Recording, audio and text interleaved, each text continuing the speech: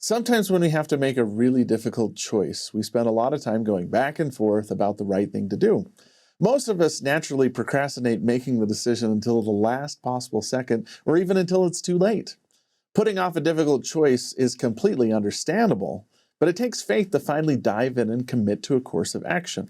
That moment of decision, however, can be really stressful. In Esther 5, the heroine of our story, Queen Esther, is finally forced to make a choice.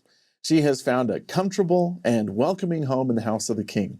Unlike most of her people, her life isn't in immediate danger, so she could live a long, lavish life if she just stayed in the king's house, kept her mouth shut, and didn't make too much noise. While most of the Jewish nation is being threatened with death, Esther has a way out, and she could have just stayed on the sidelines, looked out for herself, and not gotten involved. Having arrived in a safe place, Esther could have attributed her comfortable position to her beauty, her charm, or just pure good luck. But her uncle Mordecai had a different explanation for why this young Jewish girl found herself in the house of the king. He approached her and told her, "Who knoweth whether thou art come to the kingdom for such a time as this?" Mordecai told Esther correctly that her place in the king's court wasn't because of her looks or her luck. The Lord needed her there. Esther had been carefully placed in the court of the king by God to save her people. But to do this, she would have to risk her own life. So the choice for Esther was stay silent and safe and watch her people be destroyed, or possibly lose her life and status in an attempt to save them.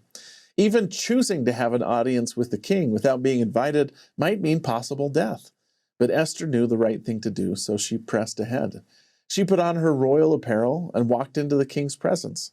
She was too good a person to watch her people be destroyed without doing something to stop it.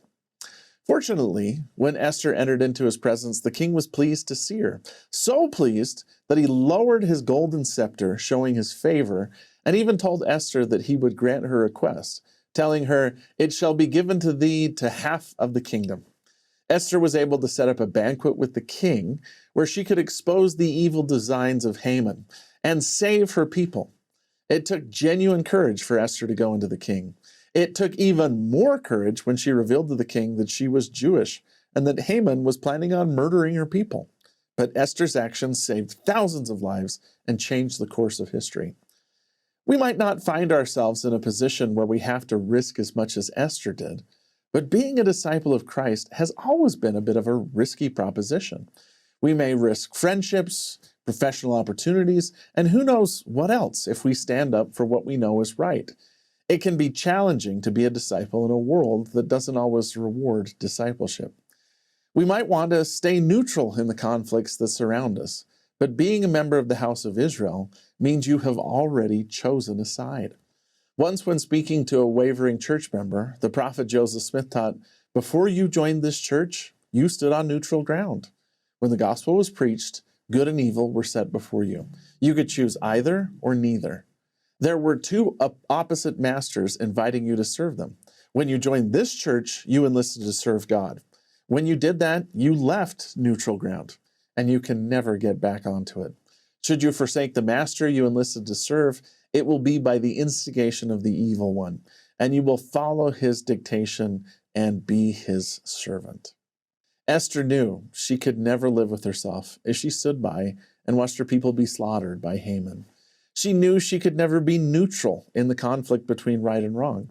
So she took action, and her actions saved her people. When a difficult choice has to be made, we can follow Esther's example and be courageous. We can choose to risk ourselves to do what is right.